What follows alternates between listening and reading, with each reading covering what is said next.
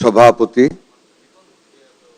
উপস্থিত গণপ্রজাতন্ত্রী বাংলাদেশ সরকারের মাননীয় প্রধানমন্ত্রী জনাব তারেক রহমান, আজকের বিশেষ অতিথি। অবশ্যই এটা বলার আগে একটু বলতে হয়, আমরা এই অনুষ্ঠানটা যেদিন ঠিক হয় এদিন ভেবেছিলাম প্রধান অতিথি হবেন ডক্টর জুবাইদুর রহমান, পিছিয়ে পিছিয়ে হাঁটবেন আজকের মাননীয় প্রধানমন্ত্রী জনাব তারেক রহমান।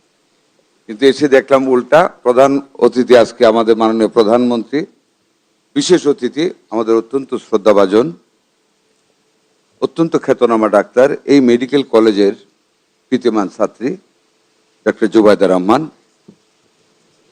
মন্ত্রী পরিষদের সদস্যবৃন্দ, স্বাস্থ্য মন্ত্রণালয়ের সম্মানিত কর্মকর্তাবৃন্দ, উপস্থিত চিকিৎসক, ছাত্র ছাত্রীবৃন্দ, আসসালামু আলাইকুম ওয়া রাহমাতুল্লাহি ওয়া বারাকাতুহু। আমি খুবই সংক্ষিপ্ত করব। 1905 সনের বঙ্গভঙ্গ আন্দোলন থেকে রহিতকরণ আন্দোলন 1911, 1945-এর দ্বিতীয় বিশ্বযুদ্ধে এই মেডিকেল কলেজ চত্বর হাসপাতালে পরিণত হয় আমেরিকানদের, পরবর্তীতে 46 সনে এই মেডিকেল কলেজের প্রতিষ্ঠা। সে 5 থেকে 46 এই মেডিকেলের চত্বর এই বিশ্বের বহু নামি দামি মানুষের চারণভূমি ছিল, যেই চারণভূমিতে আজকেও বাংলাদেশের সবচেয়ে মেধাসম্পন্ন মানুষের চারণভূমি ঢাকা মেডিকেল কলেজ হাসপাতাল, যেখান থেকে সৃষ্টি হয় এই দেশের মানুষের সুস্বাস্থ্য রক্ষার কবিরাজ ডাক্তার, যেখান থেকে সৃষ্টি হয় আল্লাহর পরে যারা মানুষের সেবা দিবে সেই একটি বিশাল জনগোষ্ঠী, যাদেরকে আমাদের দেশের মানুষ আলাদাভাবে শ্রদ্ধা করে, যাদের পোশাক আমাদের জনগোষ্ঠী থেকে মানুষকে আলাদা করে আপনাদেরকে, সেই আপনাদেরকে আজকে চিনবেন, এই কথাটুকু শুধু আমি বলবো। অনেক বিজ্ঞজনেরা অনেক কথা এখানে বলেছেন, আমি জাস্ট আপনাদেরকে হযরত খলিল জিবরানের কনসেপ্ট অফ গিভিংটা নিয়ে বলবো। আমি আপনাদের কি করতে হবে এই কথা বলার উদ্যত সাহস আমার নেই, কারণ I am not a doctor, I am the only civilian here. আপনারা সব ডাক্তার, অনেক বিজ্ঞ আমার চেয়ে, আমি অত্যন্ত নগণ্য একজন মানুষ। আমাদের মাননীয় প্রধানমন্ত্রী মাত্র 4 দিন আগে উনি আমাদের মন্ত্রীদেরকে ডাকলেন। আমি আপনাদেরকে কথাটা বলতেছি উনার প্রশংসা করার জন্য না, আমি কথাটা বলতেছি আমাদের শেখার জন্য। ওই দিন সন্ধ্যায় যেটা বললাম আপনাদের, আর কোনো প্রসঙ্গ নেই এখানে বলার? ওটা তো উচিত হয়নি বলা বোধহয়। না না না, ওটা আপনি অন্য প্রসঙ্গ থেকে শিখতে হবে স্যার আমাদের। না না না, আপনি অন্য প্রসঙ্গ। কনসেপ্ট অফ গিভিং, এই যে আপনাদের যে পেশাটা, আপনারা ডাক্তার, চিকিৎসা করবেন, বাট এটাকে ভাবতে হবে আপনাদের গিভিং, দেওয়া। আমরা শুধু নেই, সব ব্যাপারে আমরা কিন্তু সবাই নেই। হযরত খলিল জিবরান তার এনসাইক্লোপিডিয়া বলেছিলেন যে আমরা নিতে হবে আমাদের, আমরা নেই, চলো না আমরা কিছু দেই। আমি যখন আমার ব্যাংকিং ক্যারিয়ার শুরু করি, আগা হাসান আবিদি হঠাৎ এক মাসে আমাদেরকে 10% অফ দ্য স্যালারি আমাদেরকে দিয়ে দিলেন, এবং উনি আসলেন, বক্তব্য রাখলেন, বললেন এই 10% টাকা তোমাদের খাবার জন্য দেই নাই, ফর গিভিং। তোমরা দেও মানুষকে, এই যে দেওয়ার একটা সন্তুষ্টি, এটা অর্জন করতে হবে।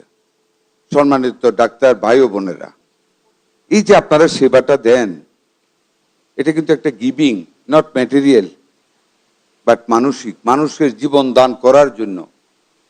মানুষ যখন সবচেয়ে কঠিন অবস্থায় বিছানায় পড়ে যায়, আল্লাহর পরে ডাক্তার ছাড়া এই মানুষগুলি আর কিছু বুঝে না। পিতা বলেন, মাতা বলেন, স্বামী বলেন, স্ত্রী বলেন, ডাক্তার নেক্সট টু গড, যা বলেন আপনারা তাই শুনে। কাজে আমি একটি কথাই বলবো, medical ethics which is tantamount to moral ethics, এটা আপনাদের মধ্যে আনতে হবে। এই মানুষগুলিকে ভালোবাসতে হবে, এই রোগীগুলিকে। এই রোগীগুলির সাথে শুধু ওষুধ নয়, তার সাথে সুন্দর আচরণ দিতে হবে। একজন ডাক্তার যদি হাসি মুখে একজন রোগীর সাথে কথা বলেন, সেই রোগী আপনি অর্ধেক ভালো হয়ে যায়। আমি আপনাদেরকে শুধু একটাই অনুরোধ করবো, অনেক জায়গায় ঘুরতেছি, অনেক ডাক্তারদের কথা শুনি, আপনাদের খারাপ দিকটা বলার কোনো অধিকার আমার নেই। আপনারা ভালো, আপনারা পারেন। করোনাতে আপনারা দেখিয়েছেন কিভাবে বিশ্বের তুলনায় আপনারা বাংলাদেশের মানুষকে অধিক সেবা দান করে আমাদের মানুষকে বাঁচিয়েছেন। এই মিজেলসে দেখেছি কিভাবে আপনারা সকল বাধা বিপত্তিকে, সকল চ্যালেঞ্জকে মোকাবেলা করে কিভাবে আপনারা রুগীদের পাশে দাঁড়িয়েছেন, কিভাবে আপনারা এই বন্যা পীড়িত এলাকায় এখনো সকল ছুটিকে আপনারা বাদ দিয়ে মানুষের পাশে দাঁড়িয়েছেন। গত পরশুদিন রাত্র 2টার সময় যখন চিটংয়ে যোগাযোগ করি, তখনও ডাক্তাররা মাঠে কাজ করতেছেন। That is your contribution. এটি আপনাদের গিভিং, এটি আপনাদের মোরাল। এই মোরালটাকে টিকে রাখলে আফটার লাইফে আপনাদের জন্য আল্লাহ তাআলা বিশেষ ব্যবস্থা করবেন। আমি একজন এই মন্ত্রণালয়ের সাথে সম্পৃক্ত হিসেবে আপনাদেরকে অনুরোধ করব, আপনারা অনেক কিছু চেয়েছেন মাননীয় প্রধানমন্ত্রীর কাছে। আপনারা জানেন মাননীয় প্রধানমন্ত্রী সর্বোচ্চ বাজেট দিয়েছেন স্বাস্থ্য খাতে। আজকে এসেছেন এই মেডিকেলে, আপনারা কিন্তু পেয়ে যান। আপনাদের একজন ছাত্রী আমার এক আত্মীয়ের মাধ্যমে, ছাত্রীর মাধ্যমে জানিয়েছে একটা মাইক্রোস্কোপ দিতে। 2 মাসও দেরি করিনি, 80-90 লক্ষ টাকা খরচ করে মাত্র 15 দিন আগে আপনাদের সেই মাইক্রোস্কোপটা দেওয়া হয়েছে। আপনারা চাবেন, আমাদের মাননীয় প্রধানমন্ত্রী এখানে এসেছেন, আমাদের ডাক্তার জুবাইদুর রহমান এখানে এসেছেন। ওনারা দেখেছেন আমাদের কনস্ট্রাকশন প্ল্যান কি কি আছে আপনাদের জন্য, সকল সুযোগ সুবিধা দেওয়া হবে। কিন্তু আপনাদেরকে গ্রামে গঞ্জে ছড়িয়ে পড়তে হবে আনন্দের সাথে, গিভিং এর মেন্টালিটি নিয়ে। আমরা কমিউনিটি ক্লিনিকগুলিকে ডেভেলপ করতে যাচ্ছি, আমরা 10-20 বেডের হাসপাতালগুলিকে আমরা উন্নত করতে যাচ্ছি, আমরা ফ্যামিলি ওয়েলফেয়ার সেন্টারগুলিকে উন্নত করতে যাচ্ছি। এই আগামী মাস থেকে কাজ শুরু হবে। You have to move the earth. There is no difference in between the urban or the rural areas. You have to think like that. That is the ethics of the doctors.